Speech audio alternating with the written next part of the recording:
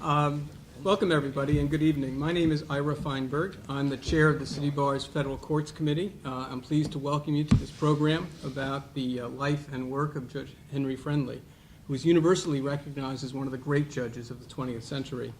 This program is also sponsored by the City Bar's Legal History Committee, which is chaired by John Barrett, and Books at the Bar, which is chaired by Tom Ross, who is standing there by the door. Thank you both very much. Appreciate your contributions and support for this program. We are delighted to have as our guest this evening David Dorsen, who last year published the first biography of Judge Friendly, entitled appropriately, Henry Friendly, Greatest Judge of His Era. Here's a copy. You'll know that David has some copies on for sale for anybody who's interested at the end of the program. David is a 1959 graduate of Harvard Law School and has had a long and distinguished litigation career, including service as an assistant United States attorney in the Southern District of New York and as a Watergate special prosecutor. He's now of counsel at Sedgwick LLP in Washington, D.C. His biography has received fabulous reviews, and we're very honored to have him with us here to give us his impressions based on an extraordinary amount of research on Judge Friendly, his life, and his contributions to the law. We also have a distinguished panel that we have assembled of attorneys and judges who have known Judge Friendly well, and are here to tell us about their impressions of and their experiences with Judge Friendly and their thoughts on his life and his work. First to my left is Judge Pierre Laval, who you all know is a senior circuit judge on the U.S. Court of Appeals for the Second Circuit. Pierre has been sitting on the Second Circuit for 20 years now, and before that, he was a district judge in the Southern District of New York. I won't say how many years, Pierre. Before that, he was a 1963 graduate of Harvard Law School and clerk for Judge Friendly in the 1963 term. He also served in the U.S. Attorney's Office in the Southern District of New York and as Chief Assistant District Attorney in the Manhattan District Attorney's Office, as well as being a partner at Judge Friendly's old law firm, Cleary Gottlieb. Second to Pierre's left is Judge Marty Glenn. Marty is now a federal bankruptcy judge in the Southern District of New York, which he's been for the last 7 years. He is a 1971 graduate of Rutgers Law School and clerk for Judge Friendly in the 1971 term. After that, he was a litigation partner at O'Melveny & Myers for approximately 30 years until he was appointed to the bench. To my right is Fred Davis, who was flown in from Paris to participate in this program tonight. Fred is now a litigation partner at Debevoise in Plimpton in their Paris office. He was previously a partner at Patterson, Belknap, Webb & Tyler, and Sherman & Sterling. Fred is a 1972 graduate of Columbia Law School and clerk for Judge Friendly in the 1972 term. With you? With me. That is true. I also clerked for Judge Friendly in the 72 term. And he's an avocat. And he is, Pierre tells me he's an avocat of the French bar.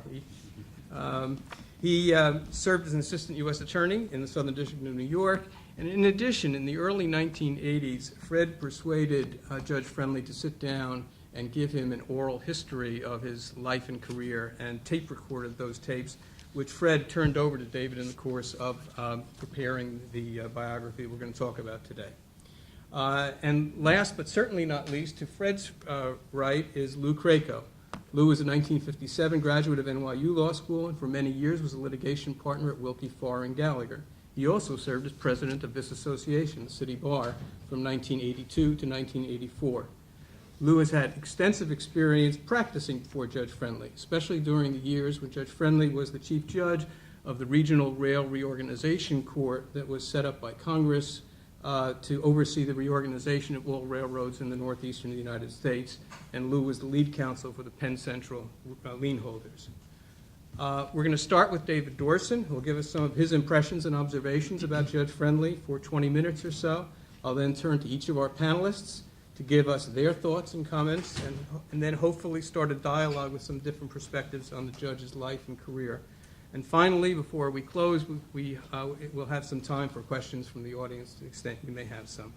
And after that, we have a reception planned where you can continue the conversation over a glass of wine. So with that, I will turn the floor over to David. Thank you, and thank you all for coming. I'm just going to give a brief overview of Judge Friendly's life with special emphasis on a couple of things that may or may not be in my book. As you may know, he grew up in Elmira, New York, went to public schools there, Harvard College, where he had all A's except for physical education, which is one of the few failures of his life, that he was not a good athlete. Went to Harvard Law School, although almost didn't, but he studied under Paul McElwain and Professor McElwain, and almost went into medieval history. His father, Henry's father, who owned a shoe and boot shop, said he had the person that Friendly should talk to before making up his mind, and Friendly went to see Felix Frankfurter, who convinced him that a year of law school would not hurt, especially since medieval history and early post-1066 history of England was loaded with legal issues. Friendly's law school career was every bit as spectacular as his college one.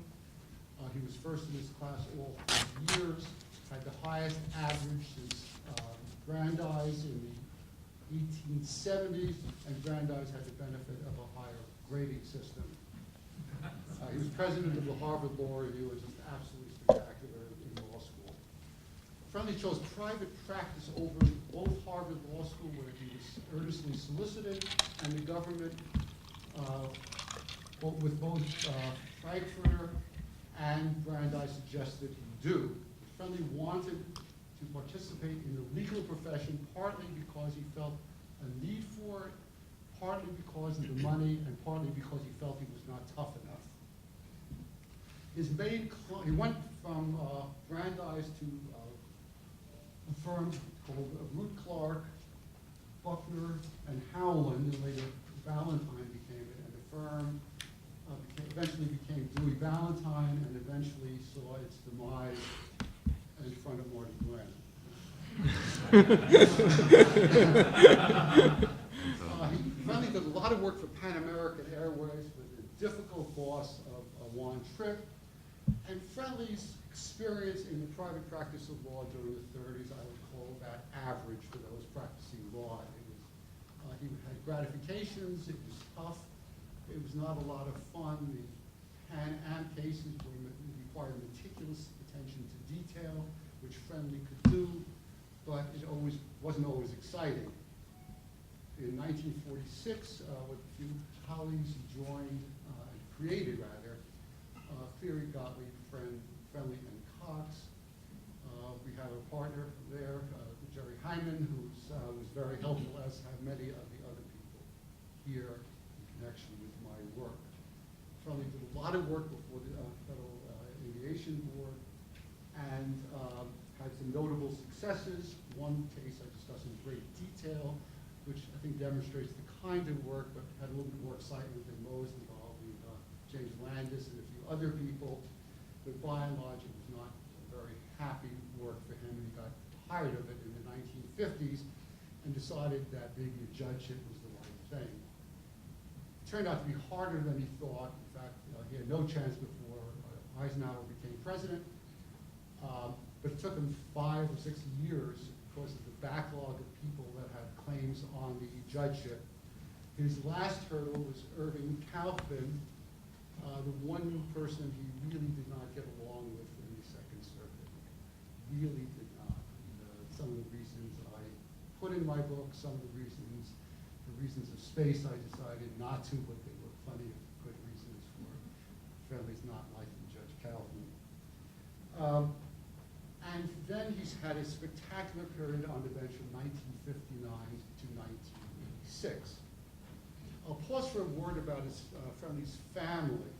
And I must say, in many respects, it was the part of the book and the story that was hardest for me. Reading and understanding Friendly's opinions in some of the areas of the law that I knew nothing about was difficult.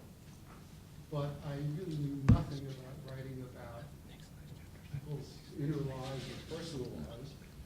And Friendly was married for, since 1930, and he survived his wife by 1 year. He was a very devoted husband, extraordinarily devoted. I cannot say the same about his relationship with his children, which is one of the things that bothered me about Judge Friendly. He played favorites. He preferred his, and overtly preferred his daughter, Joan, who eventually married Frank Goodman, a law school classmate and friend, who's now teaching in Pennsylvania. And Friendly just made it very clear that he preferred Joan to her two siblings. And this caused serious distress on their part, and something that Joan said took a while for me to understand, which was that her father felt that somebody somehow magically had placed his entire life in front of him, his family life, wonderful wife, wonderful children, wonderful grandchildren, and everyone just did this for him, and he was like a spectator, enjoying what he wanted and not enjoying what he didn't want. So it was an interesting thing, and Friendly had signs of depression. This was something that was difficult to understand and write about. I don't think he was clinically depressed, but it was an aspect of his personality. It was a more depressing than depression. And I think it made his work harder and his achievements all the greater. A few words about the resources I had. One of them, of course, was the innumerable people with whom I spoke. Of the 51 clerks, I spoke to 51. 50 of them in person. One I could not get to sit down. He was in London. I tried to track him down in his lair unsuccessfully, but it was a great experience that I finally talked to him and all the others who were extraordinary. I spoke to fellow judges, family, lawyers and litigants, family, friends, everybody I could talk to. I read all of his opinions, I read all of his articles, I read dozens, scores, maybe hundreds of law review pieces on him, his articles, his opinion and everything else.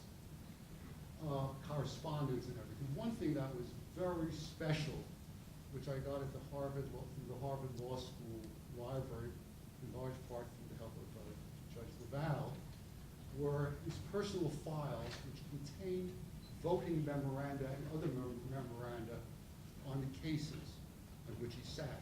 In those days, if you didn't start it, they were handed, but each of the judges on the panel, about half the cases, would write memos to the other two judges, more or less simultaneously, to express their tentative positions and votes.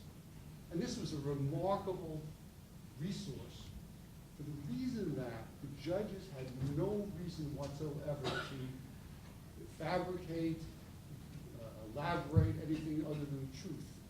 They were trying to convince their fellow judges of the value of their opinions, and it was an utterly reliable document, and I used them extensively. It was just a godsend. And it was just a resource that, as far as I know, no other circuit has had, and except for something like 50 years in the Second Circuit didn't have.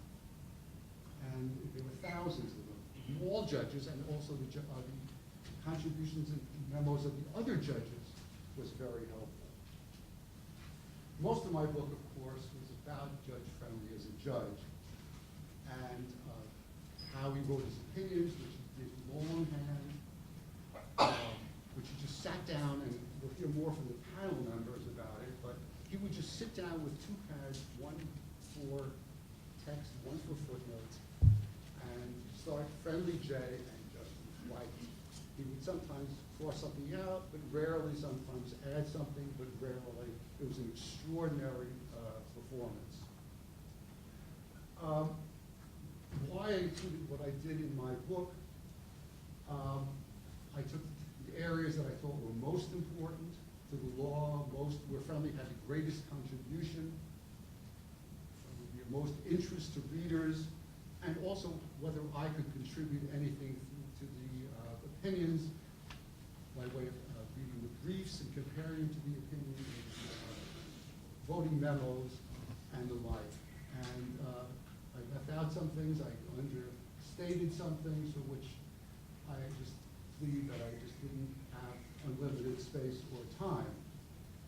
I'll mention one case in a little more detail so you can see both how Friendly operated and how I operated. And I was trying to follow in Judge Friendly's footsteps.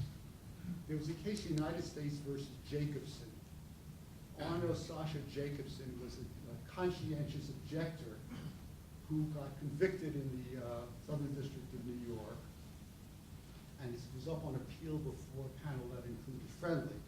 His claim was that he believed in a concept called godness, which had vertical and horizontal implications.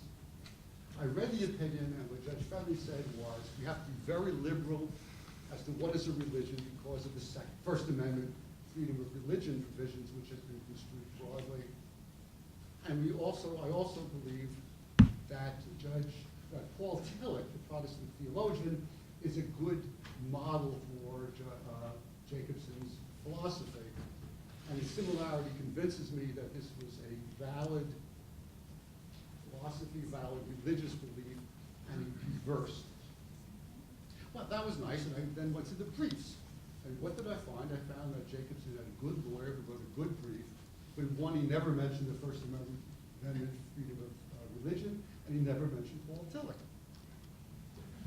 And Friendly, who was a 60-ish white Protestant Republican, had gone out of his way to make those substantial contributions. Next, I called Pierre Laval, and I said, where did this mean? Where did the Paul Tillich come from? Because I found in the files 2 long memoranda by Pierre Laval on the philosophy of Tillich. And he said, well, I'm sure Friendly told me to do it, and when Friendly tells you to do something, you do it. And I wrote 2 long memoranda, and that's what happened. So not only did Friendly make these contributions, but he had his clerk spend days, if not weeks, researching it. What did I do next? Well, I said, where is Jacobson? And I finally tracked him down. He was living in New Jersey. And I said, I introduced myself, David Dorsen. I said, you may remember an opinion by Judge Friendly in your case. He says, what do you mean remember it? That was practically the defining moment of my life. I was about to go to jail. So I said, well, what did you think of it? How did you get the idea from Paul Tillich? He says, I had never read a word by Paul Tillich. And of course, that wasn't essential because it didn't involve a subjective belief. It was sort of an objective approach to the concept of what constitutes being a conscientious objector. And incidentally, I'll just read the statute because it's interesting. It says, who by reason of religious training and belief is conscientiously opposed to participation in war in any form. Religious training and belief in this connection means an individual's belief in a relation to a supreme being involving duties superior to those arising from any human relation, but does not include essentially political, sociological, or philosophical views or a merely personal code. And Friendly took this rather off-the-center concept that Jacobson had come up with independently and applied it and used it to reverse the conviction in the district court. Incidentally, the government sought a rehearing because no brief had mentioned the First Amendment. The Second Circuit quickly denied it. I just want to mention one other aspect of Judge Friendly, and that is what didn't appear at the time when we were clerking, and I don't know, when I was an assistant U.S. attorney, and took me a while to understand as I researched the book.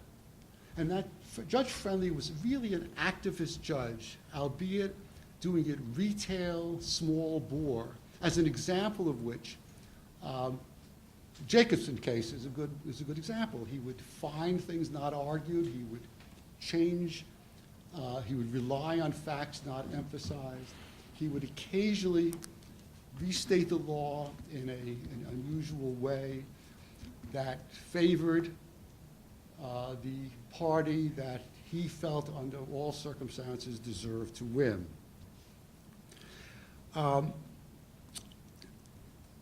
For example, in one case, in the Biaggi case, that some of you know, Mario Biaggi was running for mayor, and there was a big He was accused of lying in the grand jury, and Biaggi first wanted and then didn't want the grand jury minutes released. It's a long story, but Friendly ultimately said, well, since the prosecutor and Biaggi said they wanted it released, I'm going to release it.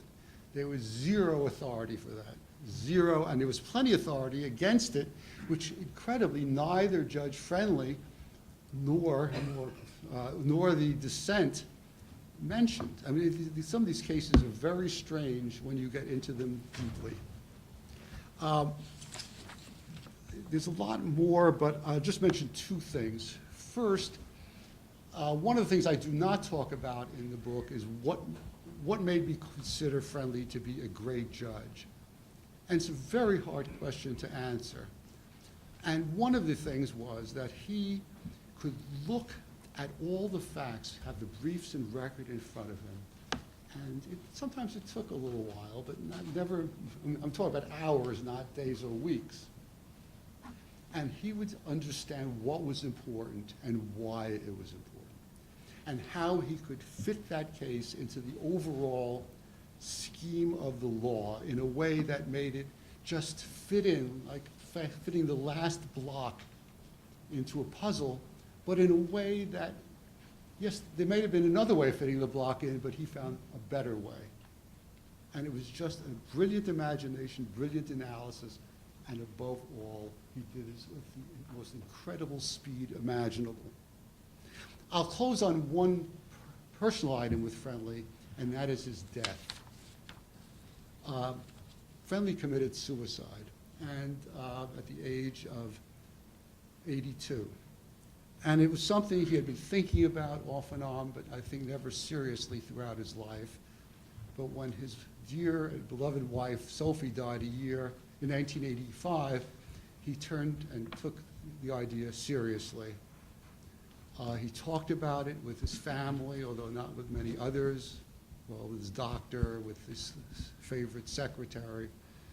And he just decided very rationally that he would do it, even though it was, in a sense, something that came and went with him and sort of overwhelmed him at times, and he just finally did it. I think to some extent he picked the day sort of on the spur of the moment.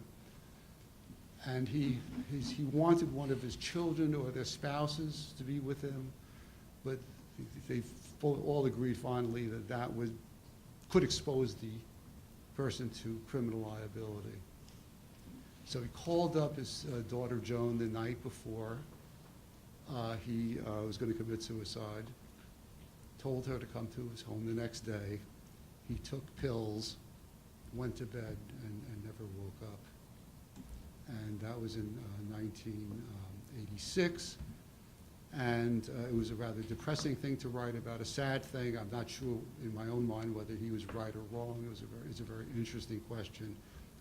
I really haven't come up with an opinion, but that was the end of a remarkable legal life with articles, amazing law review articles, which I don't have time to talk about, amazing opinions, enormous work on bar associations, the American Law Institute, here, the ABA, and all sorts of things.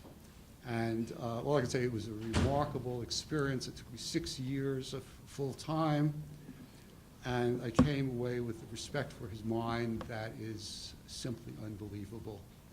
He was just a great legal figure, maybe certainly perhaps the greatest of our last half century as a judge, and I had no qualms about calling him the greatest judge of his era. Thank you.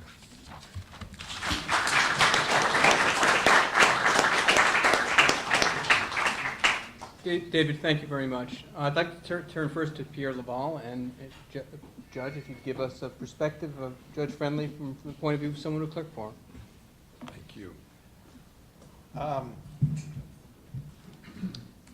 A year or so ago, the ALI, which awards the Henry Friendly Medal to persons who have made extraordinary contributions to the law. This was an award that was funded and established by the judges' clerks. And the ALI gave that award to Sandra O'Connor.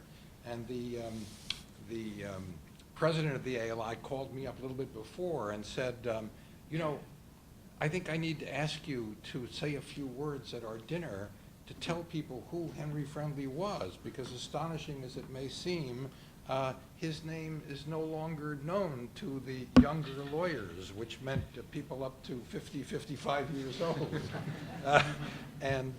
So I prepared a little talk, and I will come to that subject a little later. How is it that someone who was so extraordinarily widely admired, he was considered a god, how is it that his name has sort of slid out of consciousness? I used to be persuaded many years ago that his name would always be cited in judicial opinions on every subject, because he always wrote the landmark opinions that explained what virtually every subject was about. Anyway, who was Henry Friendly? In those days, he in judicial and professorial circles was a god.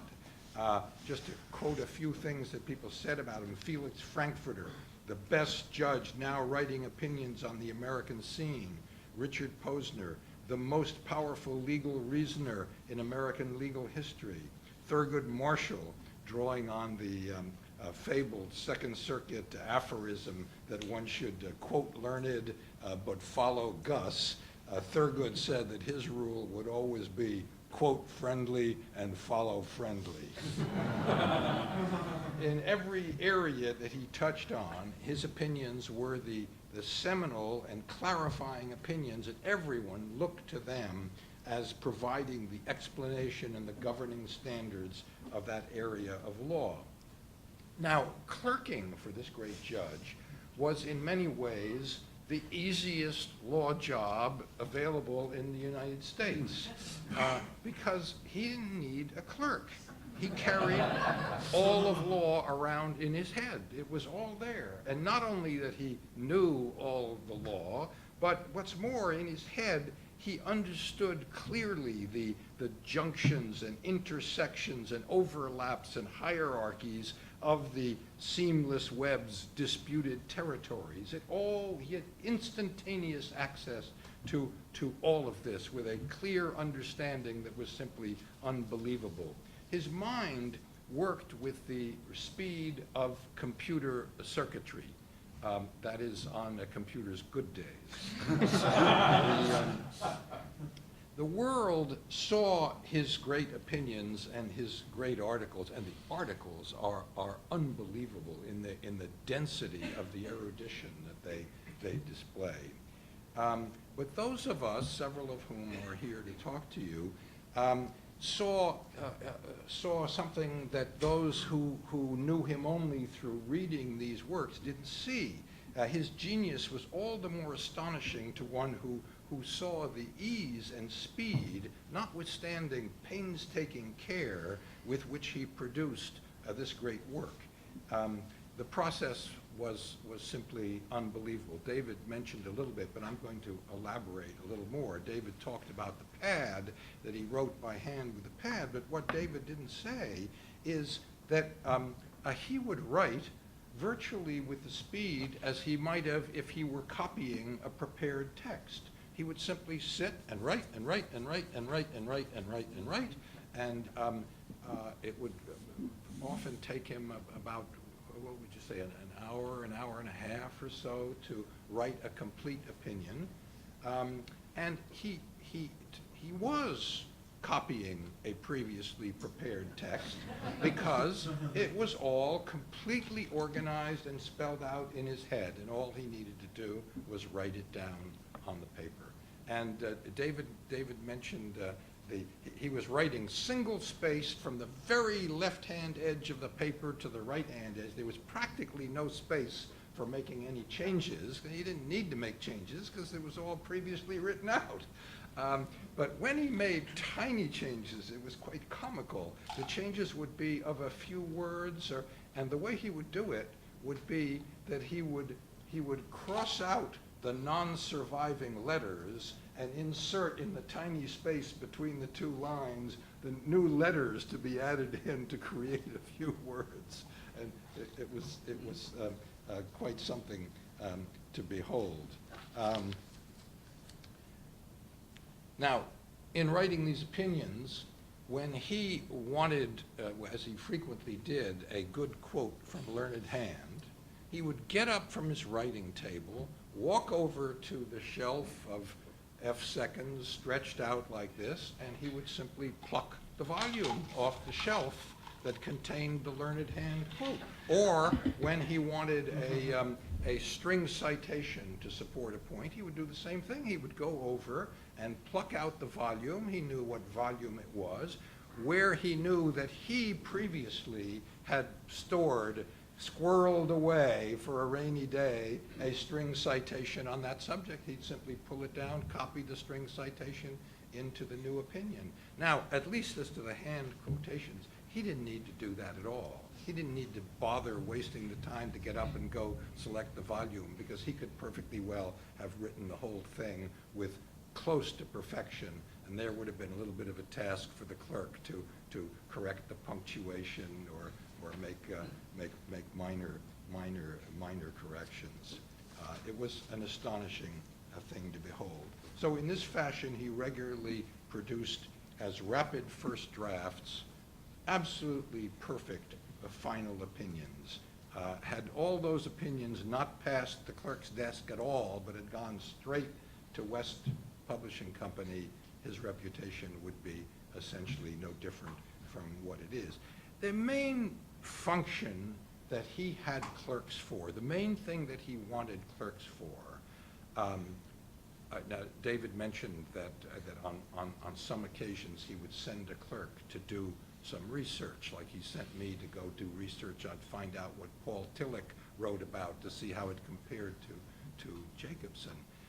You can't imagine how rare were those occasions when he relied on a clerk to go do some research. He hardly ever needed such research, but occasionally when he had a kind of inspiration about something that should be gone into, he would send the clerk. But the main thing he wanted a clerk for was occasional disagreement, for the clerk to come up with some critique of his reasoning. And when the clerk did, it took the judge exactly 1 second to understand the clerk's critique and all of its implications. And it took him exactly 1 second to know whether he didn't like the criticism.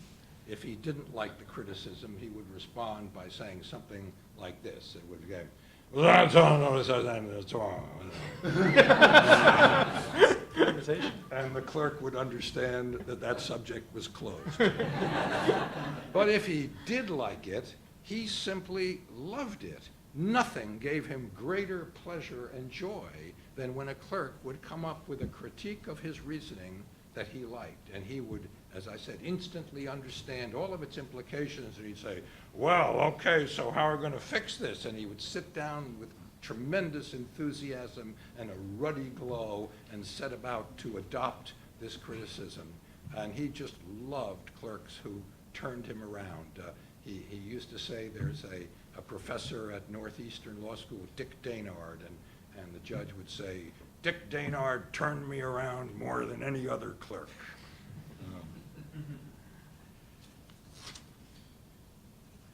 Now, so a few words on what has it been, what's the explanation of the fact that his name is now not so widely known by the younger lawyers? And I think there are a few things, and an irony is that that some of Friendly's qualities that made him such a great judge have contributed very much to the gradual lessening or sliding off the page of his reputation. First of all, he was not in any way a flashy judge, not a headline grabber, not one to make the quotable one-liner, and he shunned the sort of rhetorical flourishes that many judges use to make their ruling look more compelling and more convincing than it really is. He presented questions in their full complexity. He never tried to make it easier. He would spell the whole thing out, and this made his opinions very, very difficult reading. Very difficult. That was the clerk's hardest job, is understanding all of the judge's reasoning is packed into this very terse language. He certainly was not a judge in today's mold, who was on a mission to reshape law in his preferred directions. He was keenly aware of how ill-suited courts are to chart a course for society. His mission was rather to ensure that the law functioned appropriately as a living organism whose rules have purposes, limits, and interactions with other rules, all of which must be understood to make them function effectively. He was profoundly and deeply ethical, a mountain of integrity, not one to sweep under the rug bad precedent, but at the same time extraordinarily resourceful in figuring out how to minimize the damage wrought by bad precedent. And unlike so many judges, he was one who reached his conclusions by reasoning from the sources rather than finding explanations after the fact that could justify his pre-existing conclusions. Finally, he was powerfully inclined towards moderation. He was not interested in intellectually refined but extreme and impractical solutions. He was always attuned to the practical consequences of rules of law and the tendency of abstract principles to push beyond their utility. His rulings were never designed to make headlines. They were not designed to be extolled in editorials, but they were quite simply the finest exemplars of the judicial craft. Thank you, Pierre. Fred, can you tell us a little bit about the oral history? And I know you had an anecdote you wanted to tell us all about. Go ahead. I have relatively few blinding insights to tell about the history, either about it or from it. It was 30 years ago. It had a funny precursor that happened during our clerkship year in roughly October of that year. By that point, none of us had gotten to know the judge very well. He's a hard guy to get to know when you're 24 or 5 years old, and when he's sort of in a different universe in terms of his thinking.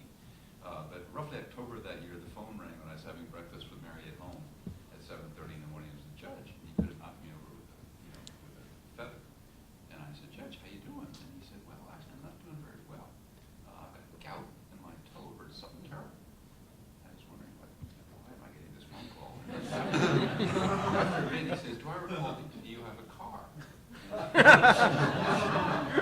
And in fact, I had a VW Beetle truck that I bought for $750 in time. But for 2 weeks, I drove the judge down to work and then drove him back at night. I think back in those days, a yellow cab would have cost him $3.25.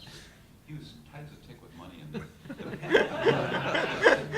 the pen with which he wrote these opinions, at least during our years, was a ballpoint pen that came from a car dealership.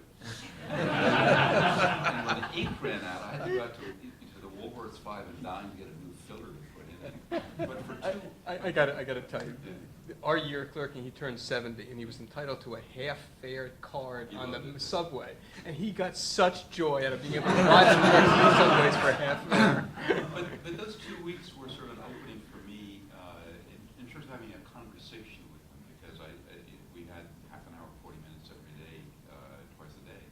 And I discovered to my surprise that he in fact did like small talk as long as it was sort of authentic. I mean, if he had something to say.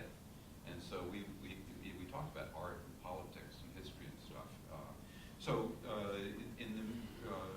About 2 or 3 years before he died, John Gordon, who was on the historic committee, asked me to do a series of tapes, which the judge and I did on a series of Saturday mornings in his apartment. I made a few decisions. One is not to talk about his career on the bench, or certainly not his decisions. I'm really not capable of doing it. And also, he's still a sitting judge, and frankly, I'd argued before him, I just didn't want to go there. I did a certain amount of research about him. I think he enjoyed the process. He didn't boast or push it much. David, in his book, talks about an anecdote that I'd heard part of, where when he went to college, he took the most aggressive mathematics course you could take and got the second highest grade by a tiny margin that anybody had ever gotten, right? And this was a total failure to him because the guy who got the highest one by 3 decimal points to the right was in his class. So he said, that's it. So I'd heard this story, and he sort of said, that's right. I was about to go on, I said, who was this person? And it turned out to be a man named Marshall Stone, whose father was later Chief Justice, who went on to be a professor of mathematics and has 3 theorems named after him. But he didn't push stuff. I think he had sort of a wry sense of humor about himself. I was particularly interested in the Elmira part, just because, where did this man come from? I ended up getting this stuff typed up. I never came up with a vehicle of how to publish it, so I was thrilled when David took over these the fruits of these days. I asked Ira if I could tell an anecdote, which I'll share with you for 2 reasons. One is I think it's kind of funny, and second, it has a point that I'd like to make, and it had to do with an oral argument that took place during our clerkship year by none other than Eleanor Jackson Peele, who several of you know. Who's one of my heroes. She's one of the great advocates of our generation, a uncompromising opponent of the death penalty and a defender of human dignity. And in roughly February of our year, she showed up in the 17th floor on behalf of a client named Fred Fernandez, who is a rather violent bank robber who had been convicted 3 times in the Eastern District of New York. So the guy is convicted, goes up to Second Circuit, gets reversed, down again, gets convicted again, goes up, gets reversed a second time, goes back down, still convicted.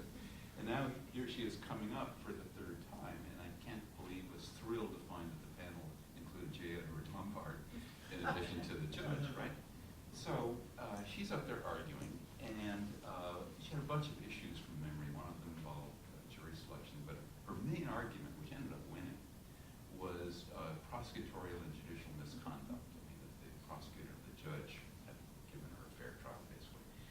And one of her points was a big exhibit that I've seen in my mind, this big chart of the bank. And her point was the eyewitness couldn't have seen her client if this exhibit were properly understood. So she's arguing. The judge says to her, "Can I see that, please?" Right? So she hands it up to Ed Guardaro, whom you'll all remember as the wonderfully kind deputy clerk who solemnly passed it on to the judge. And you all know the judge, but looking at things with his eyesight, he couldn't figure this thing out. So Mrs. Peele, without a moment's hesitation, walks around the left end of the dais, walks up behind the judge, leans over our judge, and the other 2 sort of pull their chairs over, and they're wholeheartedly looking at this thing. She sort of, explains all this stuff, and then what seemed like another 10 minutes, stayed up there with arguing. But instead of looking at the judges, she's there, looking down at them, and they're turning around. The yellow light goes on, the red goes on.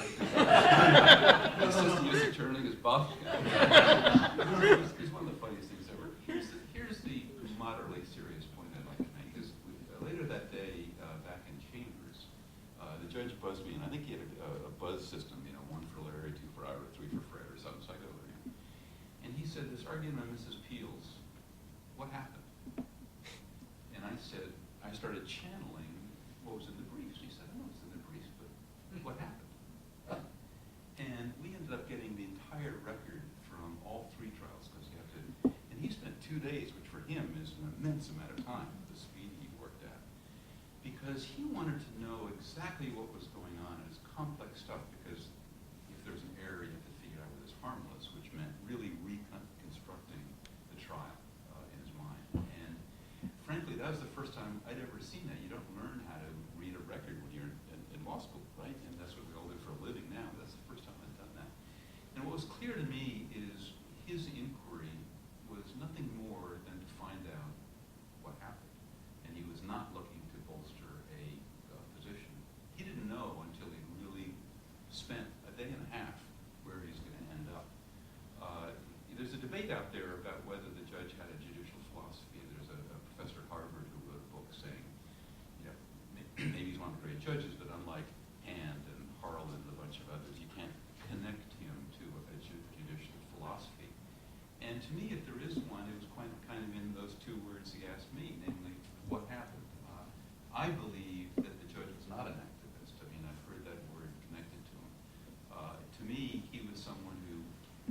felt with a great deal of humility that the answer to the questions that came up were out there in the law.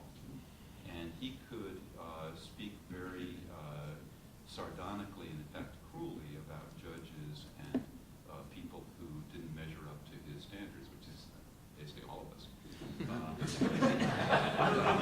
But he had a deep respect for the law, and I really think that what he felt he should do, and what I think he did do as best as possible, was bring these immense gifts that included an understanding of history and culture and kind of how governments work, to trying to find out what happened in the legal sense of what the law is out there. And in those instances where the law after Henry Friendly was different from what the law was before Henry Friendly, I personally don't believe that he set out to change it.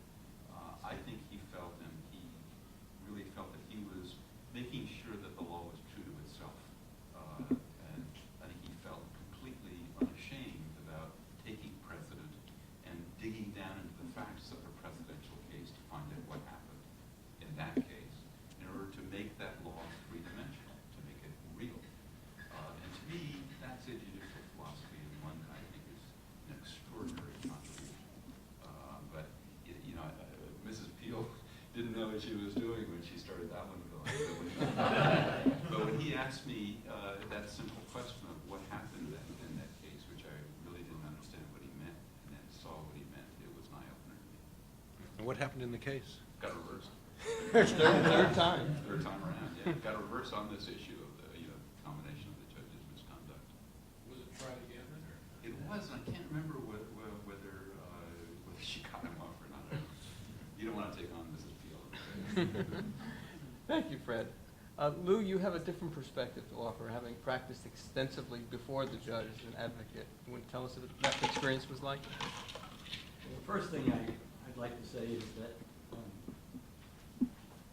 when I began to, my first encounter with Judge Friendly was writing briefs in Leisco against Maxwell in the case which is mentioned in the book, and took the extraterritorial reach of the securities law several steps beyond where at least I thought it ought to go.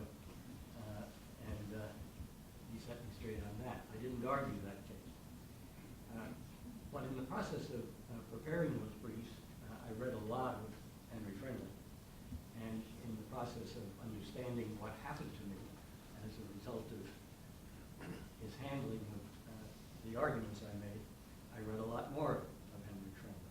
And I began to get a sense in that case, and then in two other cases I did argue before him along the way, that there was something quite extraordinary going on here that you had to understand if you were going to be an effective counselor to clients who might come before Friendly or advocate in his court.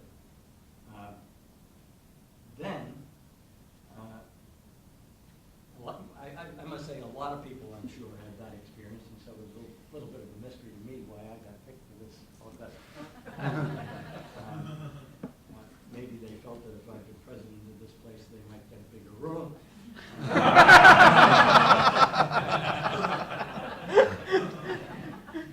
But I think the reason may have been that alone among the members of the panel here, I sort of went steady with Henry Friendly for about 4 years. When the Regional Rail Reorganization Act came about, and I had the good fortune of representing the Penn Central Lino, which was the central character on one side of the opera. I was before or in chambers with Judge Friendly probably 2 dozen times in that 4-year stretch. So when I was not his clerk, I certainly got to understand him. And then in reading the book and in hearing the comments that have gone on so far, the intuition that had been seeded by the experience of the Leisco case is clearly sound. Judge Friendly, it appeared to me very quickly and more and more solidly the more I knew him and worked in front of him and with him,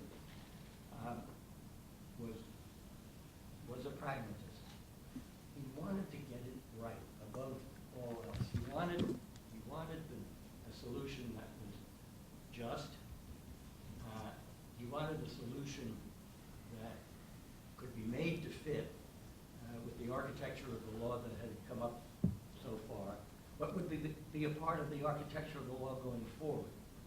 And if that required him to reach beyond the briefs that had been proffered, to research more broadly, to look at things from a light that had not been cast by any of the participants in the arguments up to that point, so be it. His job wasn't to decide a moot court contest, it was to get it right. And the brilliance of his craftsmanship, which has been commented on by those who were there at its creation, was his extraordinary capacity of, well, first of all, his huge, devouring appetite for the facts of the case, a signal example of which we've heard in the Jackson Field tale, but his dedication to the proposition that the law arises from the facts, and to his dedication to the proposition, which I never saw him quote, but which he applied in every case, Holmes's observation that the life of the law is experience, not logic. One of the worst things you could try to do in front of Friendly, and I know because I did it, was proffer what was essentially a syllogistic argument, because he could find all the holes in it as a logical proposition for sure, and he could find all the spaces in the cracks of the syllogism, whether they were briefed or not, through which the conclusion that the syllogism forced him to could be evaded and the right thing done.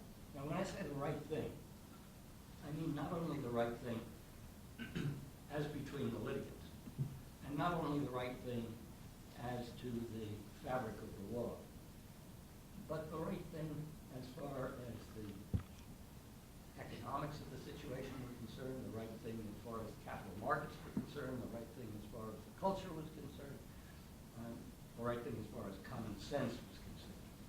So you could win a case before Henry Friendly, and I did, on a syllogistic argument, but only by accident. He had to find the mortar to put between your bricks, and then hold for it.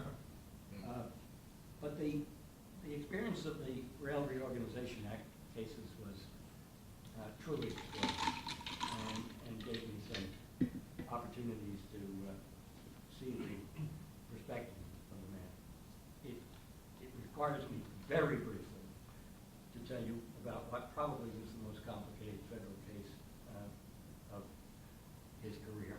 It took 4 years, which he spent virtually full time on after he had taken senior state. But when the 17 railroads of the Northeast all went bankrupt, the collapse was catastrophic. Those railroads carried more than 3/4 of all the manufactured goods in the country. 66%, by my count, of the manufacturing jobs in the United States were along their lines. What was to become of the economy in the face of this cataclysm? Well, Congress, in its wisdom, cobbled together over a period of time something called the Regional Rail Reorganization Act. And what it did was create Conrail, to which a selected batch of the train lines of the bankrupt railroads would be compulsorily transferred in exchange for the stock of Conrail, which was guaranteed by nobody. There were those of us, particularly the lien holders of the most conspicuous contributor of rail lines to this whole thing, the Penn Central Railroad, who thought that that was a confiscation because there was no clarity to what that stock would be worth. There were attempts to compare it to previous cases in railroad reorganizations of the previous era, and there were all sorts of confabulations that went into it. But the Rail Act said that you'd be paid stock which was equivalent to the net liquidation value of the lines that had been transferred to Conrail. And that there was a final provision of the act which said that you were to be paid only so much stock as would constitute your constitutional minimum value, which everybody recognized was stingy rhetoric for just compensation. But what if the two were different? There was were different. What if net liquidation value wasn't the proper measure of constitutional minimum value? After all, the Hellgate Bridge wasn't just a collection of steel, it was a bridge. And somebody had assembled it and put it together, and it went from one place to another, and when they took the thing over, Conrail took the thing over, they still ran trains over it, so it was being taken for continued use in its assembled character. Was there any quantum of value to be assigned to that assembly? That was another issue, and it drove Henry Friendly crazy. So he set up a whole series of arguments about what the proper measures of constitutional value when a public utility which was essential to the national purpose was taken for continued public use as is, though it could not have converted that essentiality or those assets into profit. We had great fun with that whole thing. There were 18 cases from previous generations where similar problems had arisen, particularly with trolley lines, bus lines. The Fifth Avenue Coach Company was taken on that theory. Trolley lines, electric lines, all sorts of lines, and a whole bunch of various valuation theories, many of them having nothing to do with net liquidation value, had been espoused by the courts over that time. And we syllogistically said to them, there is this body of authority about how you go about measuring the value of a public utility taken for public use, which is unprofitable, and you ought to follow it. And he said,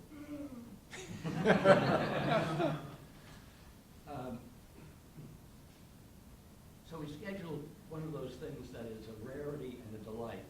I see Catherine O'Hagan Wolf here, the clerk of the Second Circuit, who would certainly not tolerate such a thing in her court these days, but he set aside 3 days of argument for that one issue.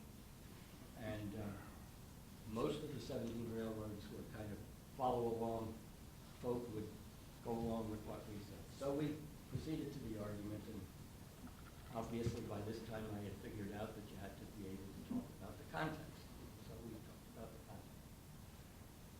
And there came a time when I wanted to propose to him and to the two other judges who were sitting on the special court that had been designated by Congress to hear these cases. The theory that had most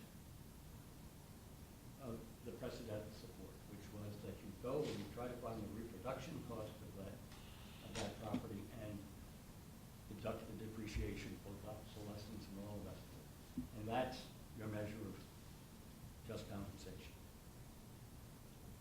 By the time we had gotten to this argument, we had had about 5 or 6 others in long, extensive arguments, and I had gotten a sense that Judge Friendly and I had established a little rapport across the divide of our roles. And so I took a risk. And I got to this point in my argument, and I said that at this point I was reminded of a phrase that was frequently used in my house when my wife wanted to suggest to me something that she thought was a good idea but might not have an initial appeal. And it was, think before you say no. My son's over there, he's laughing, he's heard that. Think before you say no. And without a second's interlude, Friendly leans over the bench and smiles, a rare event. John Martin gets the title for the funniest judge on the bench Henry Friendly did not compete to that. He leans over the bench and says, if you're going to start talking about reproduction costs plus depreciation, I think you can be sure that we will do both.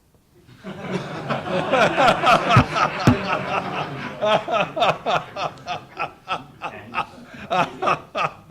he also had a phrase, I don't know whether it was used in chambers very much, but it was a death knell for many arguments that were made by one side or another. He would say, as presently advised, the court thinks. The court never got subsequently. and you were hearing the gospel rendered as it was. What I saw in all that, and in the opinions that came out with the alacrity that Judge Laval mentioned, and the comprehensiveness, were two things. One, the absolute truth of the notion that he wanted to get it right. He wanted to penetrate what the law was and what the facts were, and confronted by an enormity of economic and cultural and political difficulties to find a solution that would in fact work. And they are masterpieces of the judicial craft. They unfortunately all end with the word reversed.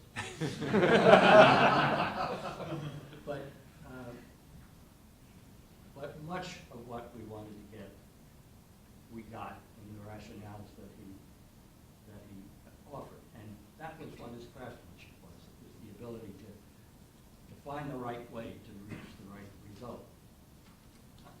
I'm taking too much time. I'll take just one more step longer. It interested me very much to hear Judge Laval reflect on the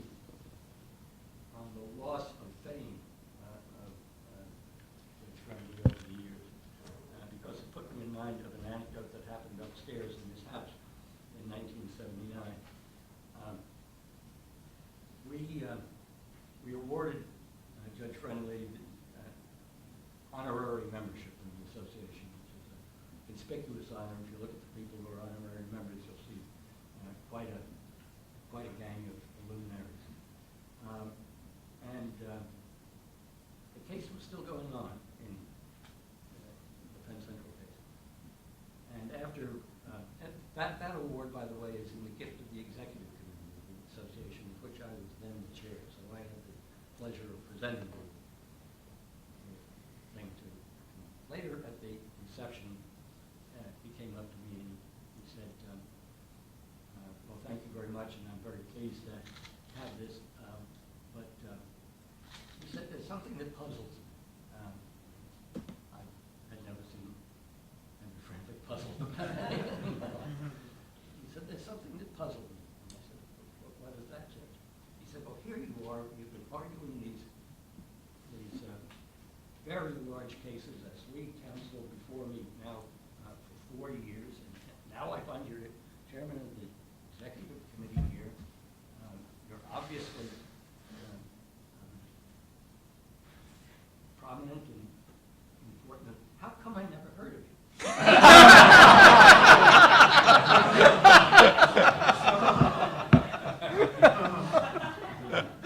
I said, for that question, Your Honor, I have no answer. But I have a question for you.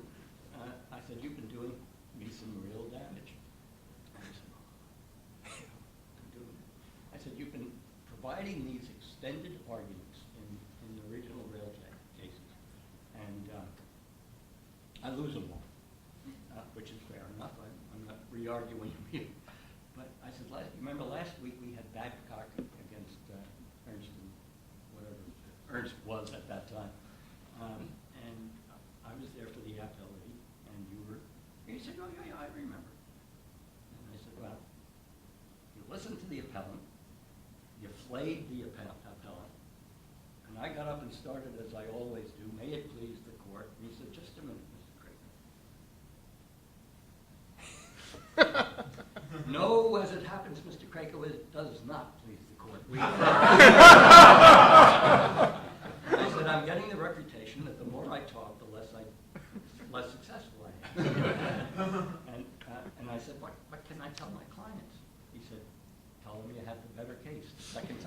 And that's the key. He wanted to have the better case. He wanted to know what was right and get what was right and get to the bottom of it. And my experience with him in all those respects was consistent and enormously edifying. Thank you.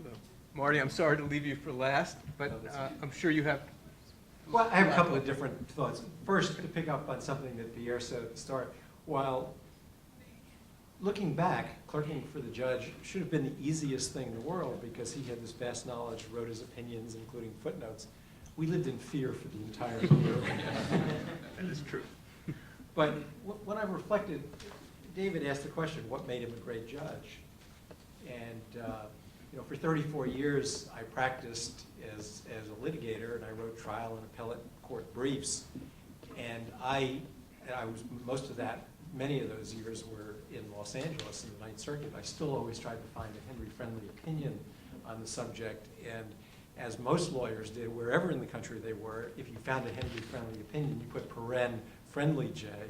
So it's certainly for most of those years, he still carried great weight and prominence because if you could cite a friendly opinion, you knew that an appellate court or a trial court was going to read the opinion before it decided for or against you. But when I reflect, you know, Fred said he didn't view the judge as an activist judge.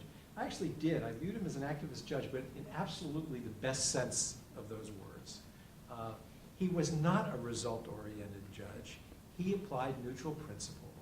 And he worked as hard as he had to reach what he believed was the right result. And the thing that he had this vast knowledge, as Pierre talked about. For many years, I think, as a lot of you know, he was very active in the ALI. He had this enormous wealth of knowledge about every restatement that the ALI had put out. So it wouldn't matter what the subject was, what the substantive area was. It was right in his head. That he could weave this all together. He could look at principles developed in one area of the law, and if applicable somewhere else, he was able to draw on that. So he used this vast knowledge.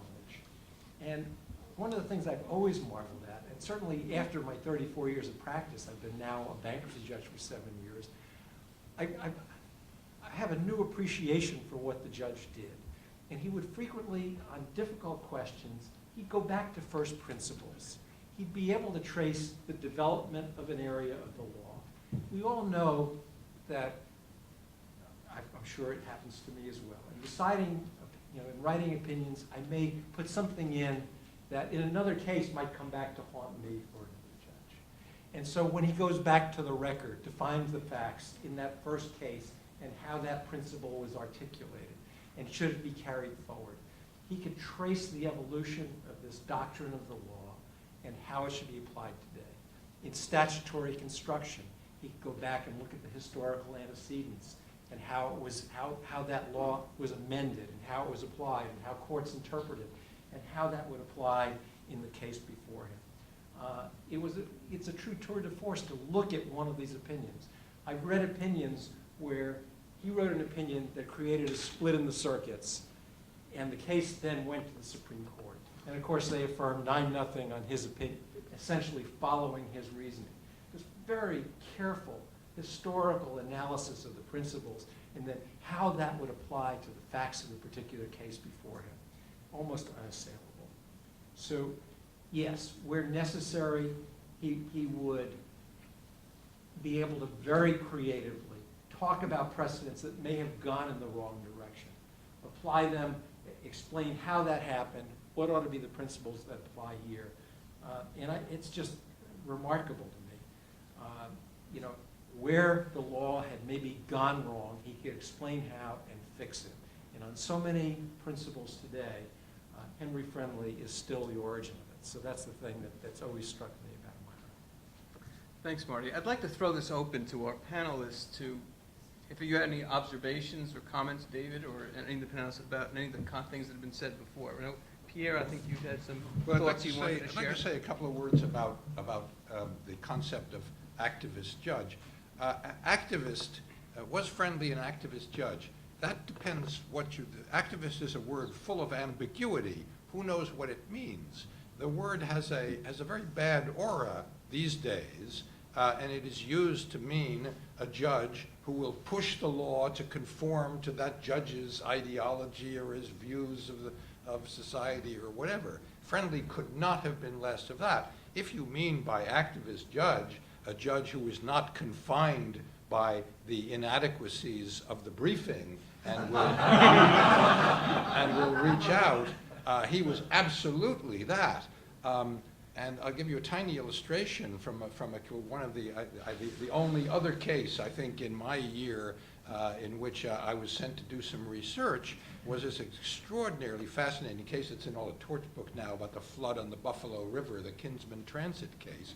And just to make it short, the drawbridge over the city of Buffalo had not been raised when in this flood, ships broke loose and came careening down the river, so they smashed into the bridge. The bridge man was off at 11:30 at night having a beer at a bar instead of being at his post.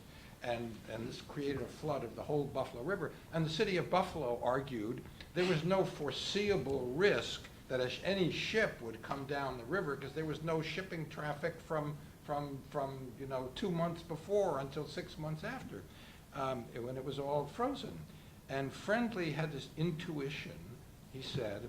He sent me to find out whether there isn't. He had an intuition that there was a federal regulation that would govern the requirement to have the drawbridge staffed. And I went and looked and looked and looked, and lo and behold, he was exactly right. And he found a federal regulation that pertained to the Michigan Avenue Bridge over the Buffalo River, and federal law required that it be staffed 24 hours a day, year around. And so a judge has two obligations. One is to decide the case in favor of the party who should win according to law, and another is to make good law. When a judge is on a precedential court, the obligation is to make good law. And you can't be a good judge. In some cases you can, but in many cases you can't be a good judge and fulfill either of those obligations if you confine yourself to what's in the briefs. May I just follow up on that, because there's another way in which you can be an activist judge. A word which I agree is so ambiguous as to be devoid of any real meaning. One of my duties in the Penn Central case was to be one of 3 members of a counsel's liaison committee, which the judge appointed during the course of it, to consult with him about various procedural matters that might come up. And so this invitation sent me down memory lane, and I discovered a memo from a meeting on January 21st, 1977. And Friendly had us in. And he had 2 problems on his mind, one of which you allude to in your book, which is whether you ought to appoint special masters to find the facts in all these convoluted things, and the reasons for not doing it, which I don't think you do discuss in the brief, in your book, but you have to stop someplace. Were fully disclosed to us. He said, where the hell am I going to get them? How can I get special masters to try all these separate cases? And how am I going to pay them? Now, I ask you as liaison committee, do you want lawyers for these special masters? And if so, are they going to be retired lawyers or independently wealthy lawyers? Where can I get it? Or do you want them to be engineers? Well, I sure as hell didn't want them to be engineers. I wanted them to be lawyers, because I had syllogisms, you remember.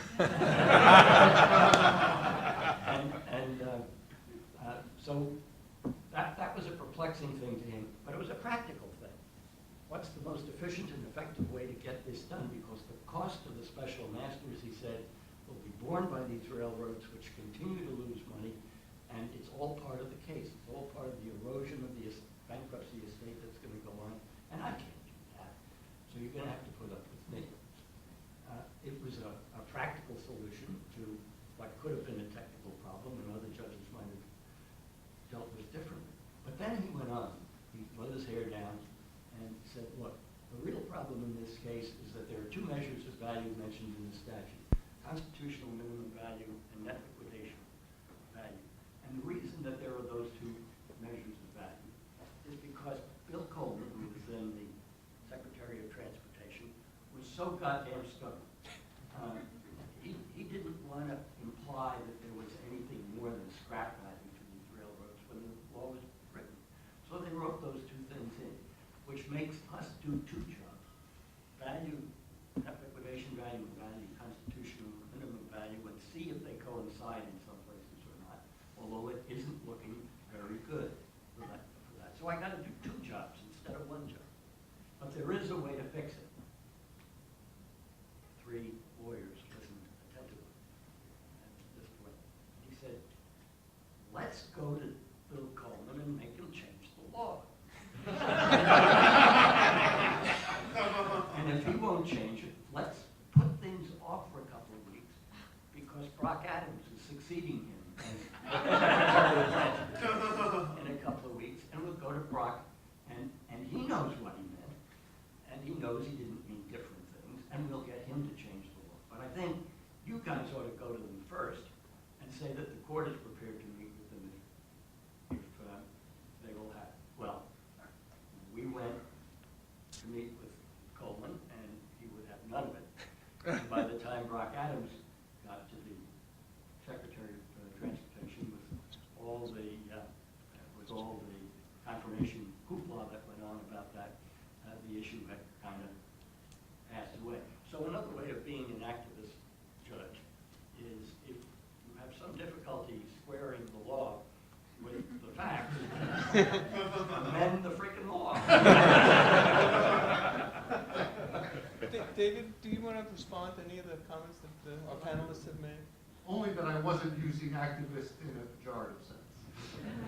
No, I really thought the comments were terrific, and I think you learned things about Finley, and I really enjoy hearing more. Fred, do you have some thoughts? I've got a question that I'll put on the table, and one of the reasons I'm asking is I don't know the answer. We've talked about what a judicial activist is, and I think means a number of different things, and we've explored that a little bit. A somewhat separate but somewhat similar issue is the notion of the original intent in the Constitution. We have the opinion by former friendly clerk, Chief Justice on the Obamacare, where he had when he knocked it down on the Commerce Clause, where he said, after describing Obamacare, this is not the country that our founders envisioned back in 1789. And then a little bit down the bench from him, you have Justice Breyer has written a book called The Living Constitution, which has a very different view. And I just don't know what the judge's views were on that issue. My instinct is that he would have thought that the debate, as I've somewhat crudely put it, is frankly sterile, and that the Constitution is what it is. But I don't think he was either fast and free with interpreting it, or that he viewed it as something that it's there and not for us to interpret it. But I don't know whether you or Pierre and anybody else have a view as to where you would come out in the debate that we're seeing in the Supreme Court today. Well, I'll just say that I don't think he was an originalist, although I think he relied on original understanding when it was appropriate, and certain clauses require it. The Seventh Amendment, he used it in a sense in the Sixth Amendment case, Salina versus the United States. But I think he was too practical and too progressive to be tied down by that kind of philosophy. But did he ever express himself on this issue, Pierre, to your knowledge? It's not something that people really used to talk about in those days. And there's no such thing as a real originalist. Is there anybody who's going to say there are people who like to go in that direction, but they're not going to be rigid about that. I mean, supposing that it's made easier for them because states and the government have come along and have changed their laws. But I mean, supposing that a state provided a punishment of flogging, you think there's a justice on the Supreme Court who's going to say that flogging is perfectly fine because it was within the understanding of the of the founders? I don't think so. I think that, Yeah, you know. yeah. Yeah. Read my next book. Well, let me throw out a question about statutory interpretation, which is a similar question about statutory interpretation. That is, how much did the judge feel confined to interpret the statute in sort of a literal way, and how much did he try to look toward the purpose of the statute? I'm actually thinking in mind his interpretation of an issue you mentioned, Lou, about the extraterritorial scope of the securities laws. I mean, Judge Friendly was largely responsible for a body of Second Circuit law about that focused on the conduct where the conduct took place, where the effects took place, and 2 or 3 years ago, the Supreme Court, with one stroke of the pen, just threw that entire body of law out and adopted a supposedly more simple, straightforward, more literal test. A little late for me, but.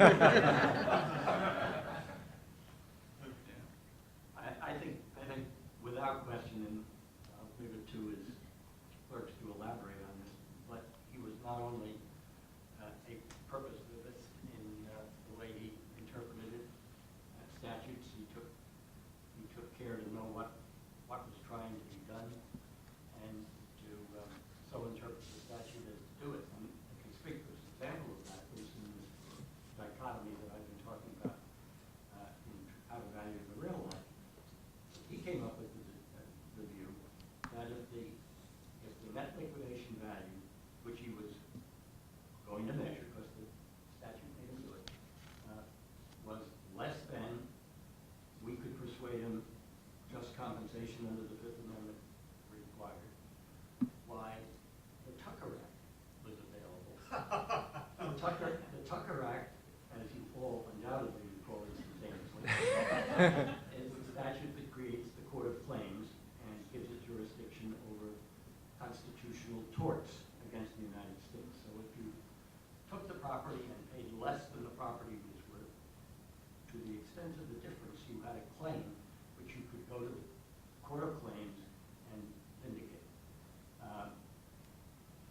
Our argument had been that the whole tenor of the Rail Act was to make it clear that there was a closed universe of how you could get compensation, and it was to be no more than that.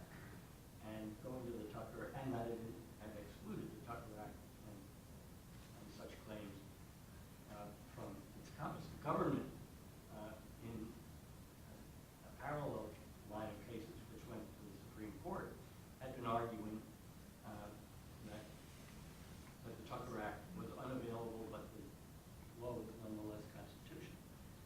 And two extraordinary things happened at the Supreme Court argument of that case. It goes to another point you made about the extent to which Friendly's opinions influence the Supreme Court, sort of reverse hierarchy of the judiciary. The argument in the Supreme Court took place on October 23rd, 1974. And our argument was that the Tucker Act didn't apply, the statute didn't give clear adequate compensation. The government's argument all the way through its reply had been the Tucker Act does not apply, but it does give adequate compensation. The court extraordinarily granted 400 members of Congress leave to argue as amicus before them, and they have argued that they had no intention of having the Tucker Act applied to this thing. It was to be confined to the compensation mechanisms mentioned in the Act. The Solicitor General, a gentleman by the name of Farr, got up, and his first, he started out, he was the appellant, we had one below, in the bankruptcy court, and confesses error, and says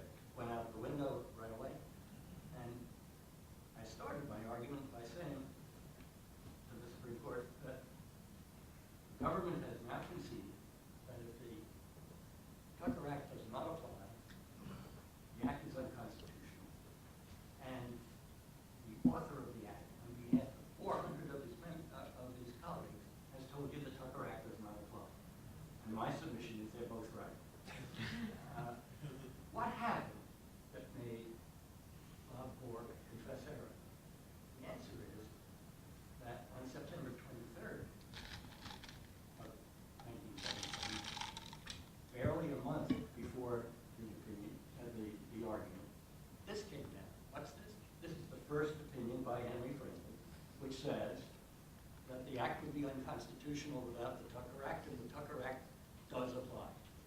And so this became, all of a sudden, after the reply briefs, the final word that the Supreme Court heard. And it's fair to say that the opinion of Justice Brennan for the court was full of references to this. But he turned around the Solicitor General's well-established argument on the spot, and he persuaded the Supreme Court on the spot. And it was a good example of the heavy influence that in those days, at least, he had on the jurisprudence of the country. Pierre, you had some thoughts on the statutory interpretation issue? Well, the judge spoke to me about statutory interpretation when I was his clerk. There is no subject more difficult for a judge than how to interpret statutes.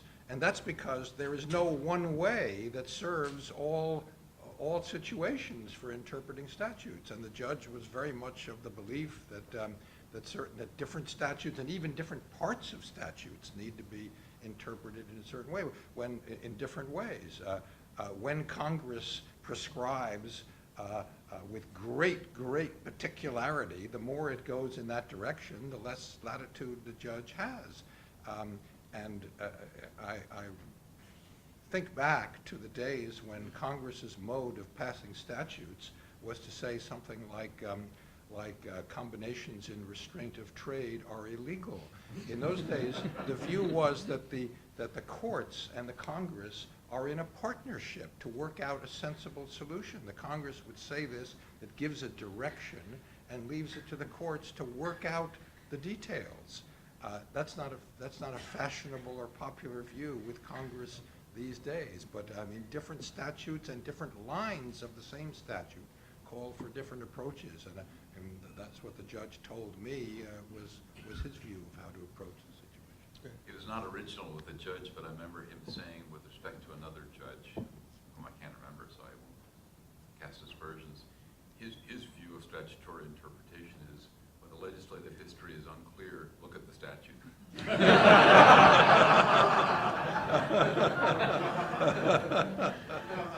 And with that, we're almost out of time, but I wanted to offer the people in the audience a chance to ask some questions. Judge Hallerstein.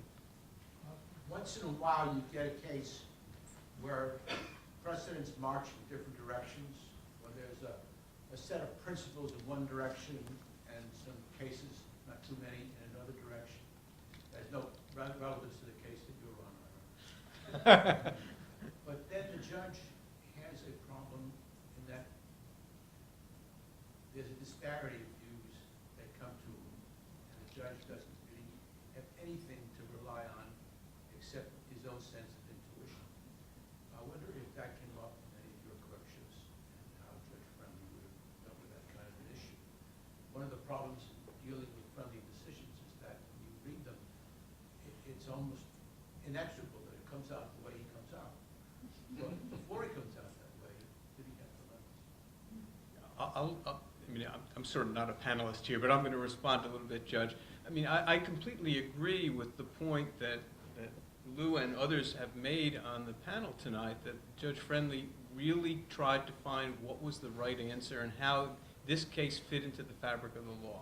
He really was amazing at taking any case and digging deep into what are the underlying policies, and what's the relevant history, and really trying to figure out how does this fit into the overall fabric of the law and where it should go. So if he had two different lines of authorities, he would go back to first principles and try to develop where it came out, and was incredibly creative at coming out with them. That's why his opinions always have this authoritative feel to them, because they really do come from the bottom up, if you will, in setting out where the law ought to be on this particular point. Anyone else want to? Yes. Yes, from all that everyone knows and all that was said here today, the judge was certainly a prime candidate for the Supreme Court. I just wondered, would you like to have done that? Would you know about that? Is there a movement to try to get him on the Supreme Court, or are there people that are interested in putting him there? David, you addressed this in the book. Yeah, I do talk about it. I think on balance he wanted to be on the Supreme Court, and sort of the specifically said so in the letter, but I think mostly the timing was against him. He was in his late 50s, in the 1950s, and then there were 8 years of Democrats, and by the time the Democrats gave it into the Republicans, he was on the old side. It's more complicated than that. One thing, though, that Friendly's daughter Joan told me was that she could not believe that he would take the Supreme Court appointment because his wife, Sophie, was adamantly against moving from New York. How to balance and come up those two things and come up with an answer was beyond me. But there was some effort, but it was a little too late. When Nixon had just been elected, I think he had just been elected, he was quoted in Newsweek as naming Friendly as a prime candidate to replace Warren as Chief Justice. But shortly after that, Nixon developed his Southern strategy. And coincidentally, with his Southern strategy, the appointment of Jews to high office was very infrequent in that Nixon administration. And I think that may have had something to do with it. Professor Dorsen. My name's Norman Dorsen, brother of David. On this last point, Frankfurt recommended that Eisenhower appoint Friendly, and he felt that Friendly was the best judge that he knew of, even over Paul Freud, who was one of Frankfurt's favorites. But as David said, the timing wasn't right. Now, I would like to say that without any bias whatsoever, that my brother wrote a great book.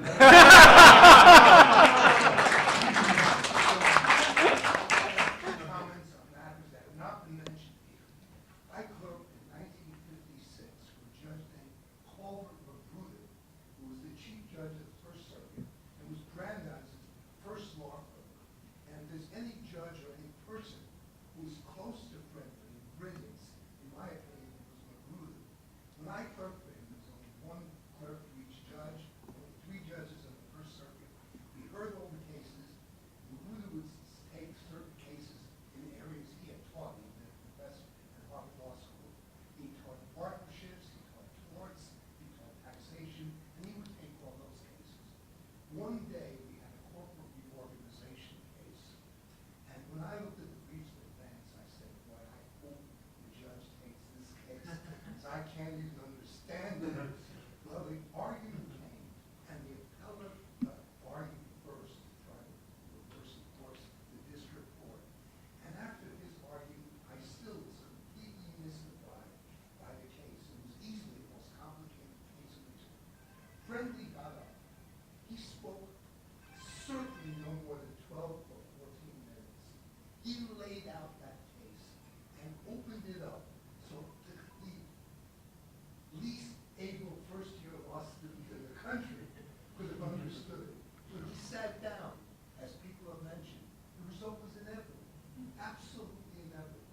I've never heard there in the Supreme Court a better argument. It was a remarkable, remarkable performance. The second thing is entirely different. It happened in 1984. How do I know? Because that was the centennial of Felix Frankfurter's birth. And Harvard Law School had a day of panels and discussion. And Friendly and I were on the same panel. He and I hardly knew each other, but he didn't like me. And the reason he didn't like me was that I was an officer of the ACLU for about 25 years, and I represented the worst kind of activists in terms of trying to get judges to do what we wanted. And we were on the same panel. And I remember vividly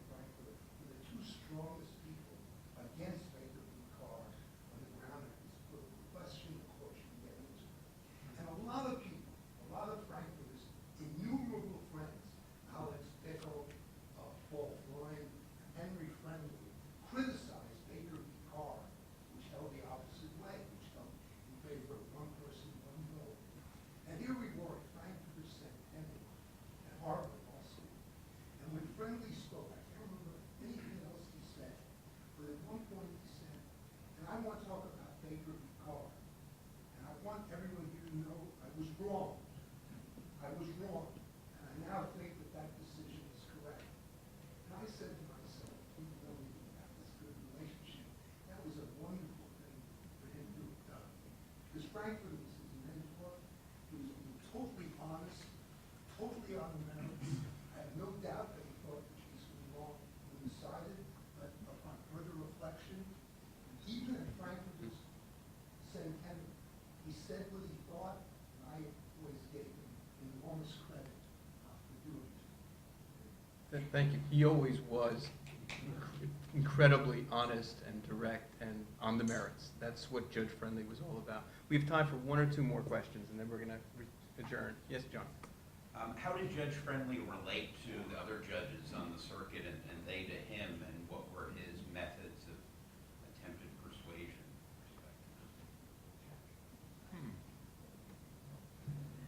Let me address it first.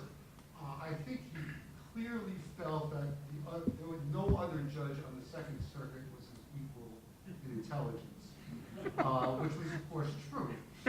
On the other hand, several district judges, Marvin Frankel, Fair, Ed Weinfeld. and well, certainly Ed Weinfeld, he should be first, were people he could deal with, relate to, and were in the same league, and maybe he thought some of them were better, I don't know, but he did not have a great respect. On the other hand, he went somewhat out of his way, I believe, to be nice to those judges. He would say, I'm not so sure, but you may want to consider this change, or things like that, or, you're very persuasive, but I can't quite agree with you, so I'm going to write an innocuous and insignificant dissent, I hope you don't mind, kind of thing. The one exception, of course, was Irving Kaufman.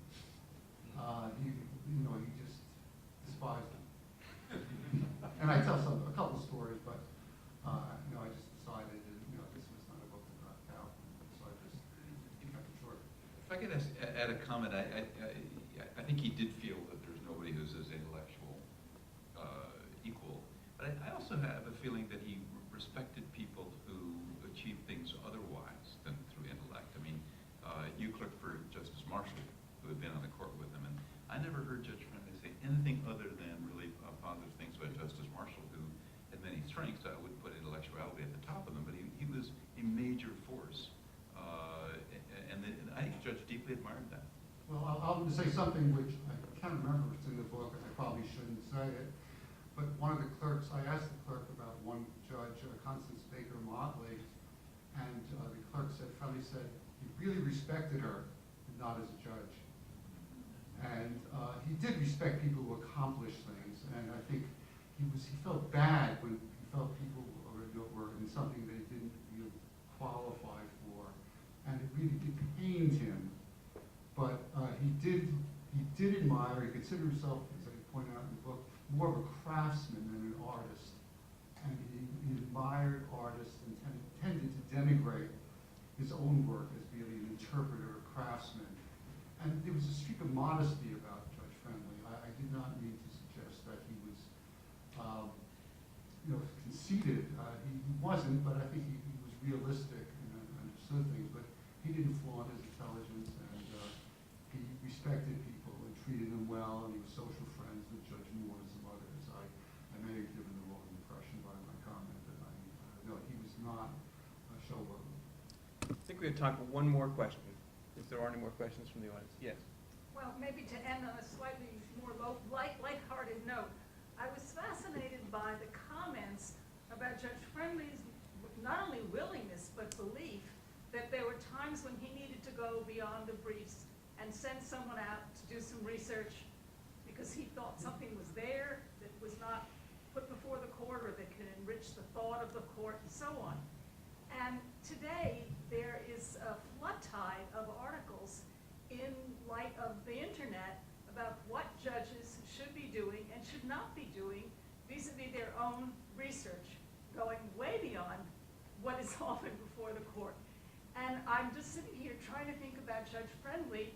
If these tools were available to him, you all might have been totally superfluous. He might have done his own research, but He wouldn't have been able to use them. well, I did think that too. Once when he was in the hospital, I gave him a tape recorder to play Right. Mozart. I had to teach him how to Right. press the on button. Apart from the technical capacity, and assuming he had, like a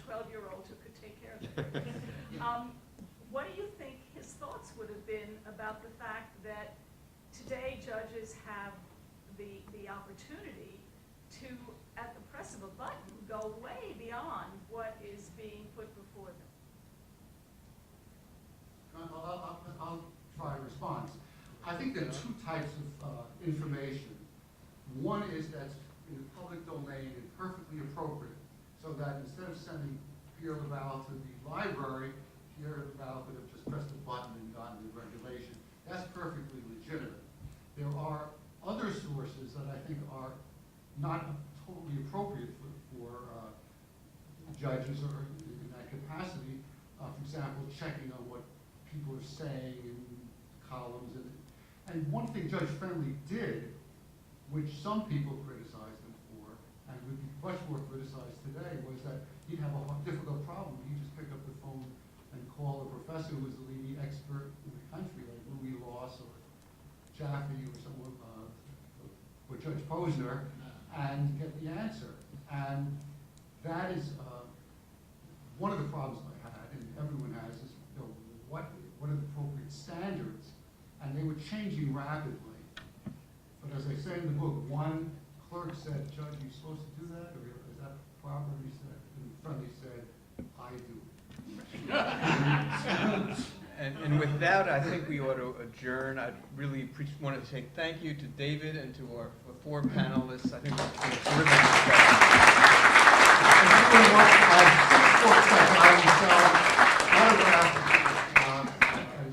6 books left to sell, but there is also a reception, some wine and cheese and hors d'oeuvres outside, and the panelists will hang around. Feel free to ask questions.